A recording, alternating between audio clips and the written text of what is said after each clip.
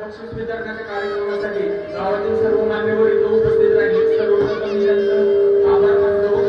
आमच्या इमान रायगडाच्या मातीशी ही दरवर्षी ज्ञान प्रसारक शिवजयंती साजरी करते. या ज्ञान प्रसारक शिवजयंतीचा एकच उद्देश आहे की शिवजयंती ही नाचून नाही तर वाचून साजरी करावी आणि त्यासाठी आपण 10 वर्ष काम करत आहोत. त्यातला हा 10वं वर्ष आपलं वर्धापन दिन असल्यामुळे आपण शाळेचा कार्यक्रम घेतो आहोत.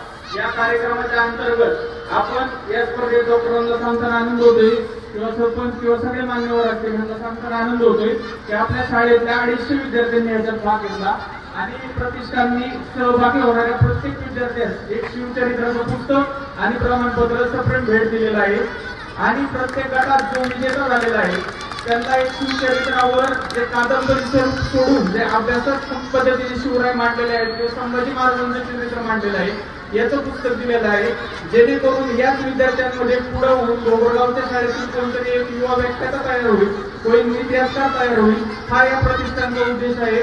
या प्रसंगी आम्हाला शाळेचे प्राचार्य नरवडे सर असतील, शाळेतील सगळे शिक्षक असतील, परीक्षक म्हणून भूमिका पाडणारे सर्व शिक्षक असतील यांनी खूप सहकार्य केलं. याबद्दल त्यांचे मी आभार मानतो आणि अशीच आम्हाला शाळेची सेवा करण्याची संधी पुन्हा मिळो अशी प्रार्थना करतो. धन्यवाद.